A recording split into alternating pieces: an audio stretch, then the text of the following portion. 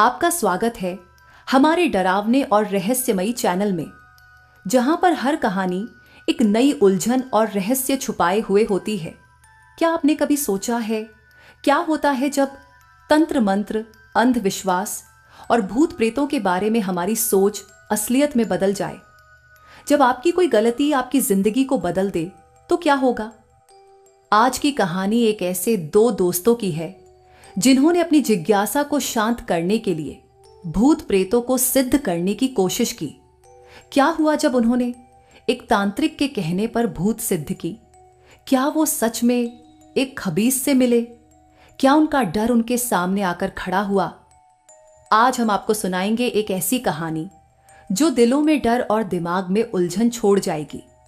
तो बिना किसी देरी के शुरू करते हैं इस डरावनी कहानी को, जहां सच्चाई का सामना करने से पहले वो दो दोस्त समझ चुके थे कि यह केवल एक साधना नहीं बल्कि एक खतरनाक खेल था। यह घटना सन 1800 के आसपास की है, जब अंग्रेजों ने भारत को अपनी गुलामी की जंजीरों में जकड़ा हुआ था। यह घटना एक छोटे से गांव की है जो बिल्कुल सच्ची है, बस पात्र काल्पनिक हैं। वोलपुर गांव में चारों ओर हरे भरे खेत थे और लोग अधिकतर किसान थे। बस कुछ लोग गांव से दूर कस्बे में नौकरी किया करते थे। गांव के चारों तरफ प्रकृति की अनुपम छटाएं बिखरी हुई थी। गांव के सब लोग मिलजुल कर रहते थे। गांव में लोग मंदिर में पूजा पाठ किया करते थे और साधु सन्यासियों तथा तांत्रिकों का आना जाना लगा रहता था। उसी गांव में दो घनिष्ठ मित्र थे, महेश और सुरेश, जो बचपन से साथ में रहा करते थे और दोनों का घर एक दूसरे से मिलता था। उन दोनों का जीवन सुखद था। वह दोनों खेतों पर साथ में जाया करते थे। दोनों हर कार्य साथ में करते थे। पूरा गांव उनकी मित्रता की मिसाल देता था। दोनों ने साथ में ही 10वीं कक्षा तक पढ़ाई की और दोनों आगे पढ़ाई चाहते थे, लेकिन घर की आर्थिक स्थिति कमजोर थी, इसलिए दोनों ने पढ़ाई छोड़ दी। सुरेश और महेश दोनों स्वभाव से दयालु थे। गांव में सबकी मदद किया करते थे। उन्होंने पढ़ाई छोड़ दी तो वह दोनों अपने खेतों में काम करते और गांव में घूमते रहते थे। इन सब के अलावा दोनों की रुचि पूजा पाठ में थी। सुरेश और महेश हनुमान जी के परम भक्त थे। दोनों रोज नहा धोकर साथ में घर पर ही हनुमान जी की पूजा किया करते थे।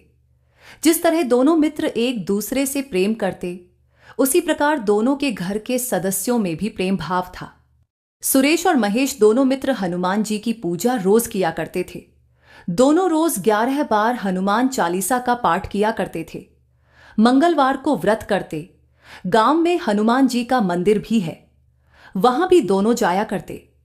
एक दिन दोनों आपस बात कर रहे थे, तभी सुरेश ने कहा, यार, हनुमान जयंती आने वाली है।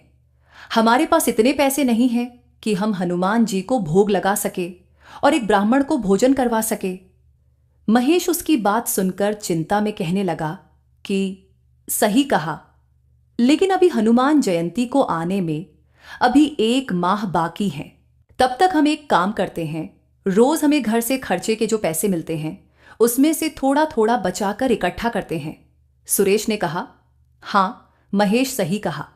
अब दोनों ने 1 माह तक थोड़े 2 पैसे इकट्ठे किए और हनुमान जयंती तक इतने पैसे तो हो गए कि दोनों भोग और एक ब्राह्मण को भोजन करवा सके। दोनों मित्रों को इसके अलावा कुछ नहीं चाहिए। हनुमान जयंती आई और दोनों गांव के हनुमान जी के मंदिर गए। दोनों मिलकर पूजा पाठ किया और हनुमान चालीसा का पाठ किया तथा पंडित जी को भोग और पूजा का सामान दिया। एक ब्राह्मण को भोजन करवाया। दोनों ने दिन भर व्रत रखा। सुरेश और महेश बहुत खुश थे।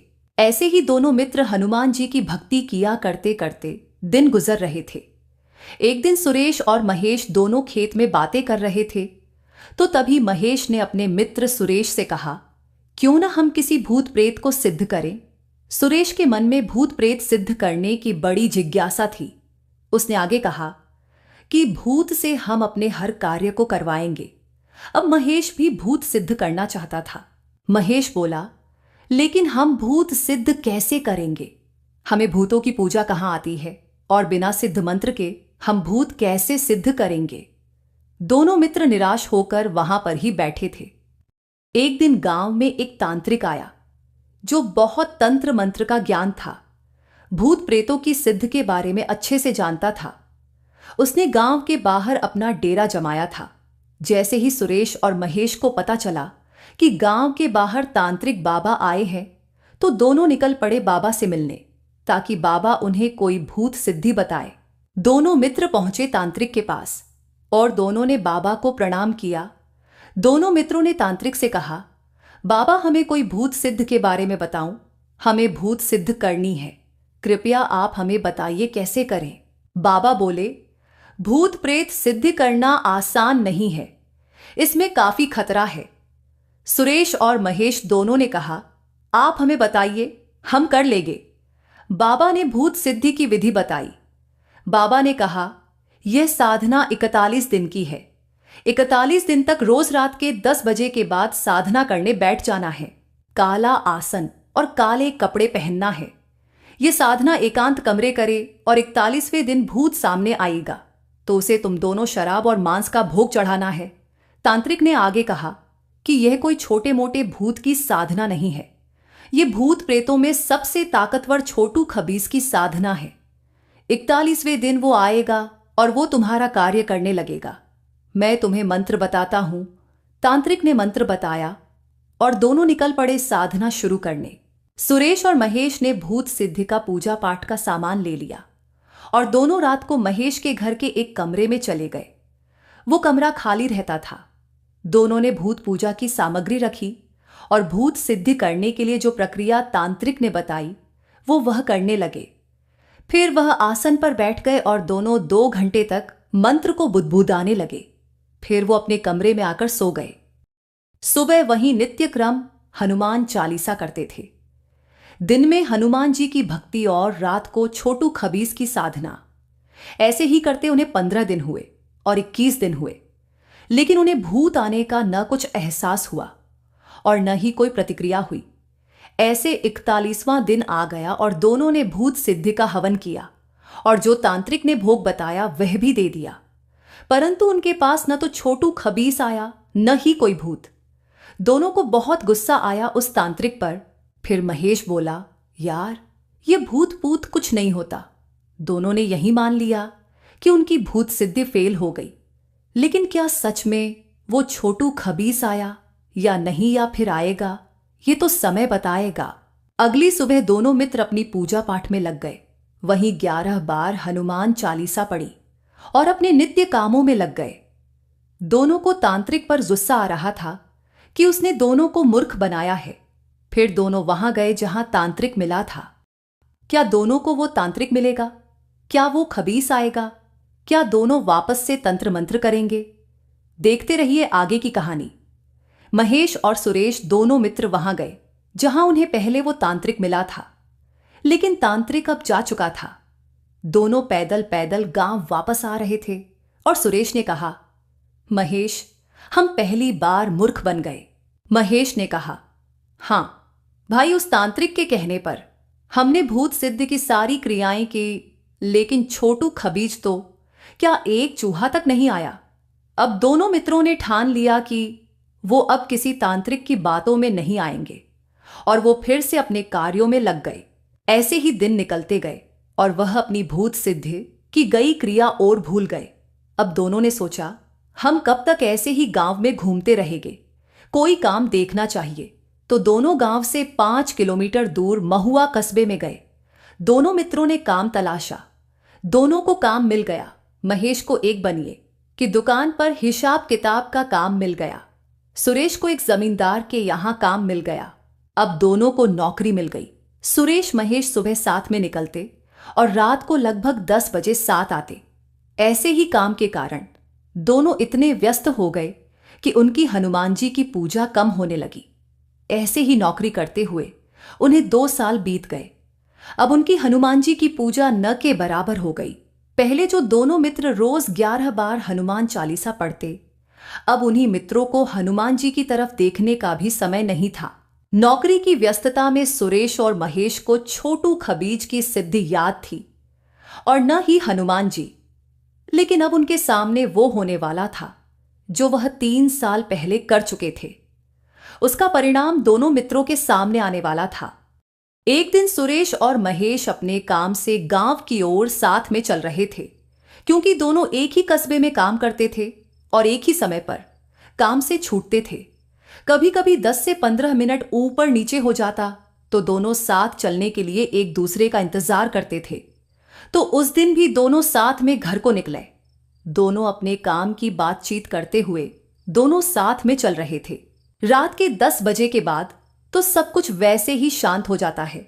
गांव की सुनसान सड़क पर दोनों पैदल चल रहे थे। चारों तरफ रात का सन्नाटा और अंधेरा था। ठंडी हवाएं चल रही थी। तो दोनों मित्र 2 किलोमीटर ही चले होंगे कि वहां एक पीपल का पेड़ सड़क के किनारे पर था। तो दोनों मित्र उस पेड़ से आगे ही चले कि पीछे से किसी ने सुरेश के कंधे पर हाथ रखा। अचानक सुनसान सड़क पर चल रहे हो और पीछे से कोई कंधे पर हाथ रख दे तो बंदे की आधी मौत तो उसी समय हो जाती है। लेकिन सुरेश थोड़ा कम डरा, क्योंकि महेश साथ में था। अब सुरेश धीरे से पीछे मुड़ा तो उसे एक 14-15 वर्ष का लड़का नजर आता है। उसे देखकर ऐसा लगता था कि वो लगभग 10-12 दिन से नहाया न हो। बिखरे बाल, जगह जगह से फटे कपड़े, मुंह गंदा सा, भिखारी जैसा था। सुरेश ने कहा, कौन हो तुम और मुझे इस तरह से पीछे से क्यों पकड़ा? सुरेश उस बच्चे की आंखों में आंखें डालकर कहने लगा। तभी लड़के ने कहा, भैया मेरा नाम राजू है, मैं बड़ा भूखा हूं, क्या आप मुझे कुछ खाने को दे सकते हो? सुरेश को बच्चे पर दया आ गई।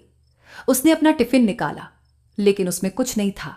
महेश ने कहा, मेरे टिफिन में एक रोटी बची है, मुझे आज भूख कम लगी और काम के बोझ के कारण 2 रोटी ही खा पाया।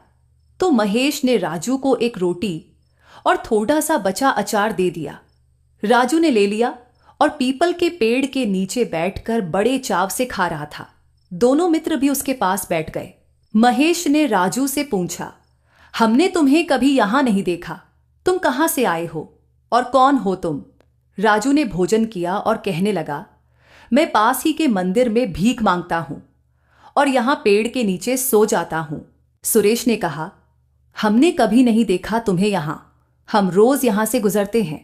राजू ने पास के हैंडपंप से पानी पिया और पेड़ के ऊपर जाकर सो गया। दोनों मित्र भी अपने घर को निकले। अगले दिन भी राजू उन्हें वहीं बैठा मिला। दोनों ने इस बार भी उसे रोटी खिलाई। राजू ने दोनों को धन्यवाद कहा और पेड़ के ऊपर चढ़ गया। अब रोज सुरेश और महेश उस लड़के के लिए कुछ ना कुछ खाने को लाते। अब उन्हें राजू से मिलना अच्छा लगता था। दोनों मित्रों की राजू से मित्रता हो गई। राजू भी खुश था, क्योंकि सुरेश और महेश उसके लिए कुछ ना कुछ खाने को लाते। ऐसे ही महीना गुजर गया। एक दिन दोनों मित्र अपने कार्य से लौट रहे थे तो रास्ते में उन्हें गांव के एक पंडित जी मिल गए। दोनों ने उनको प्रणाम किया और साथ में चलने लगे। पंडित जी भी हनुमान जी के परम भक्त थे। वह दिन भर भक्ति में लीन रहते थे। सुरेश, महेश और पंडित जी गांव की ओर सड़क पर पैदल चल रहे थे। फिर थोड़ी दूर जाकर उन्हें वो पीपल का पेड़ नजर आया। उन्हें अपना मित्र राजू का ध्यान आया तो दोनों ने पंडित जी से कहा कि यहां हमारा मित्र रहता है, जिसे हम रोज कुछ खाने को देते हैं। लेकिन पंडित जी आश्चर्य में पड़कर दोनों से कहा, मैं रोज लगभग इसी समय यहां से निकलता हूं, मुझे तो कोई नहीं दिखा। महेश ने कहा, नहीं पंडित जी, यहां पर राजू रहता है। वह दोनों राजू को आवाज देने लगे, लेकिन कोई नहीं आया सामने। सुरेश ने कहा, लगता है वह मंदिर में भीख मांग रहा होगा। पंडित जी ने कहा कि भाई यहां कोई नहीं रहता है, चल कोई बात नहीं, चल घर चलते हैं। तीनों घर की ओर रवाना हुए। अगले दिन सुरेश महेश काम से लौट रहे थे तो उनको राजू वहीं पेड़ के नीचे बैठा मिला। दोनों मित्रों के चेहरे खिल उठे। उसके पास गए। दोनों ने राजू से अपने प्रश्न पूछना शुरू किए। क्या राजू उनके प्रश्नों के जवाब देगा? क्या दोनों मित्रों के सामने एक नया राज खुलेगा? सुरेश बोला, तुम कल कहां गए और तुम कल क्यों नहीं आए? राजू ने कहा, मैं तुम दोनों से कुछ कहना चाहता हूं, क्योंकि कल तुम पंडित जी को साथ लाए थे, इसलिए हम लोगों की दोस्ती अब यही तक है। दोनों ने कहा, ऐसा क्यों? राजू ने कहा, तुम दोनों मुझे जानते हो। सुरेश बोला, नहीं। राजू ने कहा, आज से 3 साल पहले तुम दोनों ने कोई साधना की? दोनों ने कहा, हाँ, वो हमने तांत्रिक के कहने पर भूत सिद्धि की साधना की थी, लेकिन हमारे सामने कोई भूत नहीं आया। उस तांत्रिक ने हमें मूर्ख बनाया। महेश ने अचानक राजू से कहा, तुम्हें यह सब कैसे मालूम? तुम सच सच बताओ, कौन हो तुम? राजू ने कहा, ठीक है, बताता हूं, सुनो। अब राजू ने कहा, तुमने जो साधना की थी, मैं उसी का फल हूं। दोनों मित्रों ने आश्चर्य से कहा, मतलब? राजू ने कहा, मैं वही छोटू खबीज हूं। अब दोनों मित्रों के डर के मारे पैरों से जमीन खिसकने लगी और पसीने से नहा गए। इतना डर उन्हें आज तक नहीं लगा। उन्होंने कभी नहीं सोचा होगा कि जिसे वह मित्र समझकर खाना खिलाते, वह कोई और नहीं है। राजू ने कहा, तुम दोनों मुझसे डरो मत, मैं अब भी तुम्हारा मित्र ही हूं। मैं तुम्हें कोई नुकसान नहीं पहुंचाऊंगा। यह सुनकर दोनों के दिल को कुछ शांति मिली। सुरेश ने कहा, तुम छोटू खबीज हो, तो उस दिन हमारी साधना पूरी हुई, तब हमारे सामने क्यों नहीं आए? खबीज अब रात से पर्दा उठाने लगा और कहने लगा, मैं नहीं आ सकता था उस वक्त। महेश ने कहा, क्यों? खबीज ने कहा, क्योंकि तुम दोनों दिन में हनुमान जी की पूजा किया करते थे और हनुमान चालीसा पढ़ते थे, तो उस चालीसा के प्रभाव से तुम दोनों का शरीर हनुमान जी की शक्ति से तेजस्वी हो गया था और मैं उस तेज की शक्ति को सहन नहीं कर सकता था। मैं तो क्या, मेरे जैसे हजारों खबीज उस तेज को सहन नहीं कर सकते थे। अगर मैं उस समय तुम्हारे सामने आता तो उस तेज के प्रभाव से जलकर भस्म हो जाता, इसलिए मैं उस दिन नहीं आया। सुरेश बोला, तो तुम अब क्यों आए? खबीज ने कहा, क्योंकि तुमने अब हनुमान जी की भक्ति करना छोड़ दिया है और तुम्हारे भीतर का तेज समाप्त हो गया है, इसलिए मैं सामने आया। दोनों ने कहा, तुमने हमें मारा क्यों नहीं? खबीज ने कहा, क्योंकि तुम दोनों मुझे उस दिन भोजन कराया था। जब मैं जिंदा था तब मेरी मृत्यु छत से गिरने से हुई थी। उस दिन मैं बहुत भूखा था और मैं भूखा ही मरा। तब से मुझे भूख लग रही थी, तो उस दिन तुमने मुझे रोटी खिलाई तो मेरी भूख समाप्त हो गई थी और तुम दोनों से बहुत खुश था, इसलिए मैंने तुम दोनों को नहीं मारा। खबीज ने आगे कहा कि तुम एक नेक मनुष्य हो जो सबकी मदद करते हो, लेकिन अब हमें दूर होना। महेश ने कहा, ऐसा क्यों? खबीज ने कहा, क्योंकि हमारे समाज में कानून है कि जब हम किसी मनुष्य को अपनी सच्चाई बताते हैं तो हमें तुरंत वहां से जाना होता है। हम मनुष्यों की दुनिया से कोई मतलब नहीं रखते हैं। दोनों मित्र एक साथ बोले, तुम हमें ऐसे छोड़कर नहीं जा सकते, तुम तो हमारे मित्र बन गए हो। खबीज ने कहा, मित्रों, मुझे माफ करना, मुझे तुम्हारा साथ अच्छा लगता है, लेकिन अब मुझे जाना ही होगा। और हां, तुम दोनों अब किसी तांत्रिक के चक्कर में मत आना। तुम अब फिर से अपने हनुमान जी की पूजा पाठ शुरू कर दो। खबीज के मुंह से भक्ति की बात सुनकर दोनों मित्रों को रोना आ गया। तभी अचानक पंडित जी भी उसी रास्ते से आ रहे थे। आज पंडित को वह खबीज दिख गया। खबीज ने पंडित जी को सिर झुकाकर प्रणाम किया और पीपल के पेड़ पर चढ़ा और चढ़ते चढ़ते कहीं गायब हो गया। दोनों मित्र उदास हो गए। पंडित जी और सुरेश महेश साथ में गांव की ओर चल दिए। अब दोनों मित्र अपने काम की व्यस्त जिंदगी से समय निकालकर फिर से हनुमान जी की पूजा पाठ में लग गए और दोनों को वह छोटू खबीज कभी कभी याद आता था, क्योंकि उन्हें रोज उसी रास्ते से आना पड़ता और रास्ते में पीपल का पेड़ दिखता था। पीपल के पेड़ को वह अपना छोटू खबीज मित्र समझते थे, इसलिए दोनों रोज कुछ न कुछ खाने का वहां छोड़ जाते। जय हनुमान। मेरे सभी व्यूवर्स से निवेदन है कि कहानी पसंद आए तो कमेंट में जय हनुमान जरूर लिखें। जो भी नए व्यूवर्स मेरी कहानियों को देखते हैं तो उनसे निवेदन है कि सब्सक्राइब जरूर करें।